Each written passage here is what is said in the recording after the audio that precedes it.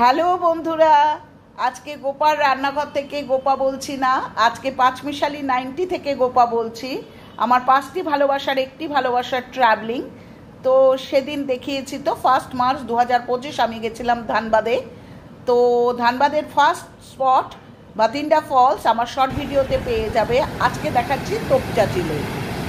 তো 2 মার্চ একটা গাড়ি ডাকা হয়েছিল, তো সেই গাড়িতে আমরা ফার্স্ট স্পট ভাতিন্ডা দেখার পর তোপচাঁচির উদ্দেশ্যে রওনা হলাম। পথের দৃশ্য দেখো, চতুর্দিকে পাহাড়ে ঘেরা। দেখতে পাচ্ছ বন্ধুরা, চারপাশে যেন শাল সেগুনের বন, তার মাঝখান থেকে যেন বুক চিরে যেন রাস্তা উঠেছে পাহাড়ে।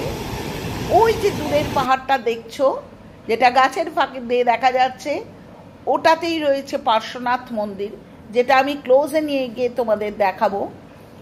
অসম্ভব সুন্দর এই পাহাড়ের পাদদেশে, পুরোটা কিন্তু অভয়ারণ্য, অর্থাৎ এটা ওয়াইল্ড লাইফ স্যাঞ্চুরিজ। এখানে কিন্তু কিছু জীবজন্তু পাওয়া যায়।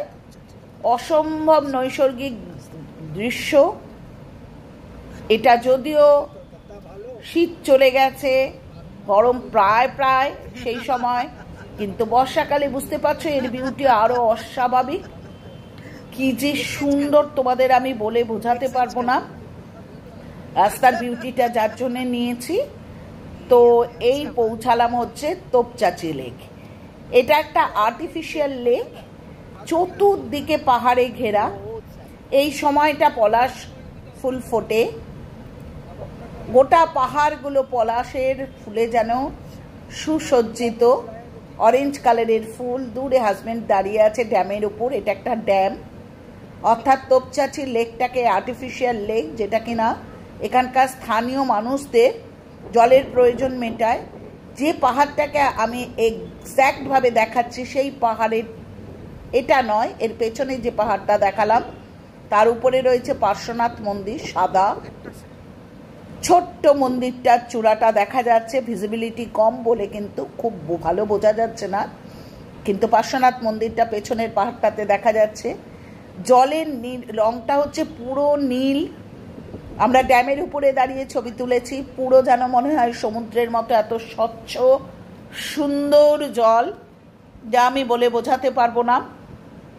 এই অভয়ারণ্যে নাকি জীবজন্তুদের দেখা মেলা যায়, অর্থাৎ এরা মাঝে মাঝে কিন্তু এই লেকের জল খেতে আসে, যার জন্যে ড্রাইভারদা কিন্তু আমাদের বারবার সচেতন করে দিল যে এখানে আসলেও কিন্তু এই জঙ্গলে ঢুকবেন না, কারণ ওয়াইল্ড কিছু অ্যানিমাল রয়েছে যারা কিন্তু দেখেছো বন্ধুরা কিভাবে পাহাড়টাকে ঘিরে, অর্থাৎ এই লেকটাকে ঘিরে রয়েছে পাহাড়গুলো। অসম্ভব সুন্দর বিউটি। হয়তো আমি বলবো ধানবাদের সবচাইতে ভালো স্পট এটাই। ওই দেখো সাদা মন্দিরটা দেখা গেল, ওটাই পার্শ্বনাথ মন্দির। এটাই লোকে ট্রেকিং করে। আর আরেকটা কথা যেটা না বললে নয় বন্ধুরা, যারা এখানে বেড়াতে আসবে, এটা পিকনিক স্পট, তো পিকনিকও করতে পারো, তবে জলে নেব না, কারণ জলের বাইরেই লেখা আছে খতরা হ্যায়, যেহেতু এটা ড্যাম। কিন্তু প্রচুর বাঙালি ছেলেদের দেখলাম যারা স্নান করছে, এটা উচিত নয়। আর পলাশের রং দেখেছো, এখানকার পলাশ কিন্তু লাল নয়, অরেঞ্জ, যেটার একটা স্ন্যাপ আমি তুলে নিয়ে এসেছি। এটা দিয়ে পাহাড়গুলো ঘেরা, কি অসম্ভব ভালো বিউটি। সুতরাং আশা করি তোমরা খুব এনজয় করলে। তো এইবার যাওয়ার পালা।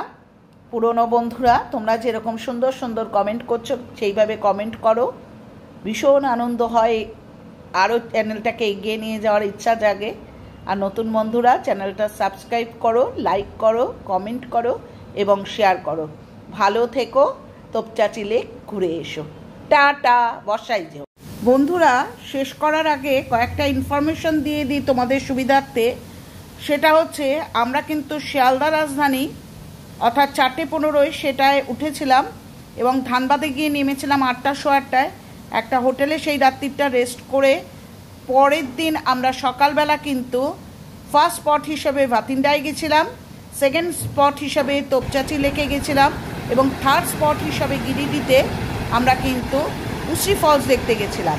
এই হচ্ছে ভাতিন্ডা ফলস, যেটা আমি শর্ট ভিডিওতে বারবারই বলছি, দেখিয়েছি। এটা কিন্তু একটা পিকনিক স্পট ধানবাদের। এটা কিন্তু একটা 3 টায়ার ওয়াটারফলস, অর্থাৎ 3টে স্তরে কিন্তু জলটা নেমেছে। এটা যদি গরমকালের বিউটি হয়, ভেবে দেখো বর্ষাকালের বিউটি কী। আর যারা বয়স্ক মানুষ তাদের সুবিধার্থে বলছি, এখানে কিন্তু বসার অ্যারেঞ্জমেন্ট রয়েছে। তোপচাচি লেককে শুধু অন্তর থেকে অনুভব করো, তার কারণ আমার ভীষণ ভালো লেগেছে। এই যদি গরমকালের বিউটি হয়, তাহলে বর্ষাকালের বিউটি একবার ভেবে দেখো।